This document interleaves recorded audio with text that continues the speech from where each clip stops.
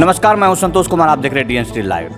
राष्ट्रीय जनजन पार्टी के राष्ट्रीय अध्यक्ष आशुतोष कुमार आज पुनः बेगूसराय में आए हैं। चुनावी शोरगुल है, चुनाव की बात तो होगी, लेकिन वास्तविक में मैं जानना चाहूँगा इस चुनावी शोरगुल में जो वर्तमान में सरकार है उनके तरफ से बहुत सारे घोषणाएं हो रही है, बहुत सारे शिलान्यास हो रहे हैं। ये लोग भी एक दल से हैं, उसका संचालन हो रहा है। क्या सब संपूर्ण अधिकार जो सत्ता पक्ष हैं, सरकार में बैठे लोगों हैं, उनको ही है कि जो भी शिलान्यास करते रहें? वर्तमान में अभी मैं सबसे पहले चाहूँगा कि नल जल और गली गली पक्कीकरण योजना का शिलान्यास लोकार्पण हुआ है, लेकिन ज़मीनी स्तर पर काम पूरा नहीं दिख रहा है। क्या कहेंगे सर? सबसे पहले तो आपके सभी दर्शकों को मैं धन्यवाद देना चाहूँगा, प्रणाम करना चाहूँगा। ये केवल नल जल की बात नहीं है। नीतीश जी के 2015 का आप चुनावी घोषणा पत्र उठाकर देख लें।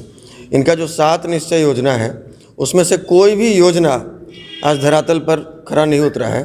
और ये लोकार्पण का मतलब होता है कि किसी भी काम का समापन हो गया तब वो लोकार्पण होता है कि भाई हमने काम समाप्त कर दिया, फिनिश कर दिया।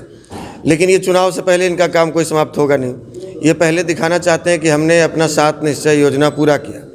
अब आप देखिए, ये बात बात पर मानव श्रृंखला लगाते हैं, चाहे वो जल जीवन हरियाली को लेकर या नशा मुक्ति को लेकर या बाल विवाह को लेकर। लेकिन कौन सा इनका योजना सफल हुआ है धरातल पर? कौन सा इनका योजना सही तरीके से काम कर रहा है? ये तो सब पूरे बिहार को पता है। बिहार के साथ साथ में जो बाहर भी रहते हैं, बिहार पर नज़र बनाए रहते हैं, उनको भी पता है। तो ये केवल हवाई बात करते हैं। जब बाढ़ आता है तो हेलीकॉप्टर से जाकर सर्वे करते हैं, तो उसी प्रकार से ये हवाई सारी बातें करते हैं। तो इनके कार्यों के अगर अवलोकन की जाए तो पिछले 15 वर्षों में नीतीश कुमार ने बिहार को केवल नोचा है, खरोचा है, बिहार को केवल बदनाम किया है, अपमानित किया है, जलील किया है। इसके अलावा इन्होंने कुछ नहीं किया है।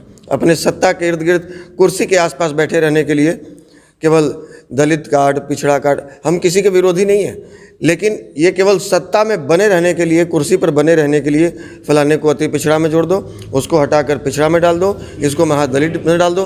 बस इनका दिमाग इसी के इर्द गिर्द घूमते रहता है। ये कभी सोचे नहीं कि बिहार का विकास कैसे होगा, यहाँ के लाखों करोड़ों युवाओं को रोज़गार कैसे मिलेगा। हर रोज़ हत्याएँ हो रही है। आप देखिए, कल मुजफ्फरपुर की एक घटना थी। डकैतों ने घर में डकैती की और साथ में एक 17 वर्षीय बेटी को भी उठा कर ले गए। 48 घंटे हो गए, अभी तक वो लड़की बरामद नहीं हुई है। इनके प्रशासन के लोग क्या कर रहे हैं? और अगर प्रशासन के लोगों से वो लड़की बरामद नहीं होती है तो वो सरेंडर करें, हाथ खड़ा करें, हम लोग अपने तरीके से उसको ढूंढेंगे। लेकिन लॉ एंड ऑर्डर है, हम अपने तरीके से अभी स्टेप नहीं ले सकते जब तक प्रशासन सरेंडर नहीं करती है। हम सरकार पर इस बात के लिए भी दबाव बना रहे हैं, ये मांग कर रहे हैं कि अब तो जैसे आप कहते हैं कि जंगल राज आ जाएगा, अगर हम हार गए तो जंगल राज आ जाएगा, तो ये तो महाजंगल राज है। ये तो लालू के रीजन में भी इस तरह से नहीं होता था कि किसी घर में डकैती हुई और उसकी बेटी को उठाकर लेकर चले गए। ये भ्रष्टाचार की पराकाष्ठा को पार कर गए हैं। इनके सारे के सारे अधिकारी भ्रष्ट हैं। 99% अधिकारी भ्रष्ट हैं जो बिना कमीशन का काम नहीं करते हैं, बिना घूसखोरी का काम नहीं करते हैं। तो अब बिहार की जनता नीतीश कुमार से उब चुकी है। और जो नीतीश जी के खूंटा से हम लोग बंधे हुए थे पिछले 15 वर्षों से, अब हम लोगों ने मन बना लिया कि इनके खूंटा को उखाड़ कर फेंक देना है 2020 में। आप राष्ट्रीय जनजन पार्टी हैं, जनजन की बात करते हैं। कल परसों से एक नया खुमार आया है जो अखबारों के पन्नों पर मेन हेडलाइन हुआ करता था कि अब दलितों की हत्या होती है तो उसके बदले में उनको नौकरी दी जाएगी। लोगों में एक अजीब सी संभावनाएं उठ रही है कि क्या अब राजनीतिक हत्याओं का दौर शुरू करवाएगा?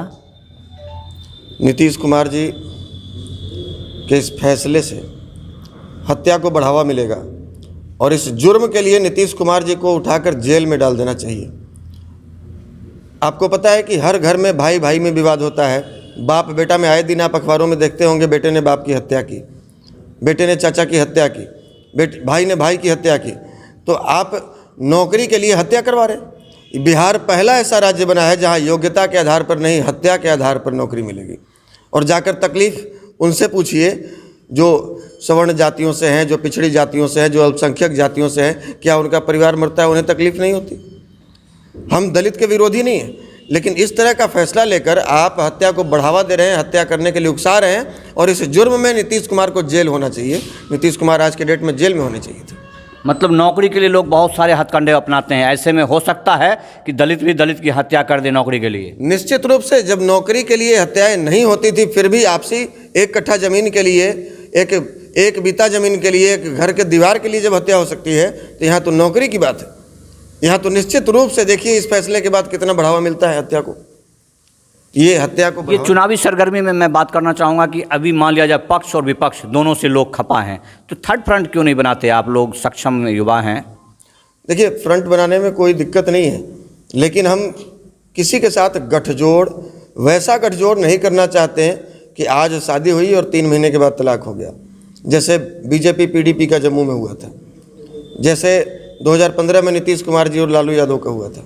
तो ये 6 महीने पहले शादी और 6 महीने के बाद तलाक, वो नहीं चाहिए। ऐसा तब होता है जब 2 अलग अलग विचारधारा वाले लोग कुर्सी के लालच में एक साथ समझौता कर लेते हैं। वो क्षणिक समझौता होता है। हम लोग विचारधारा वाले लोग हैं, हमें सीट शेयरिंग से मतलब नहीं है।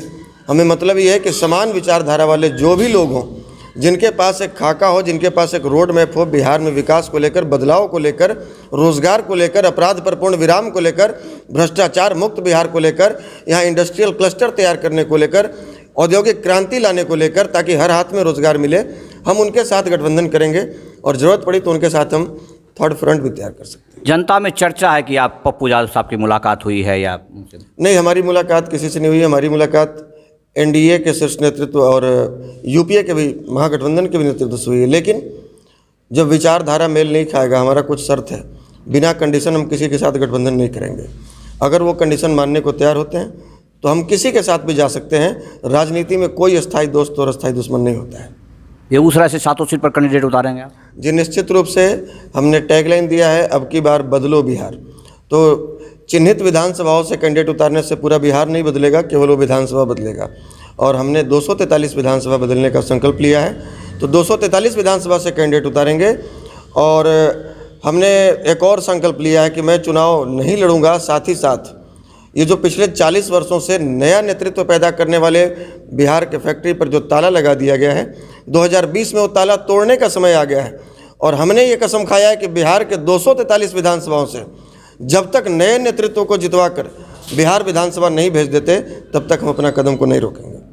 यथार्थ साफ है कि एक संकल्पित युवा का ही टीम है जो कुछ बदलने के लिए कसम खाए हुए हैं, तो लगता है कि बदलाव आएगा। धन्यवाद।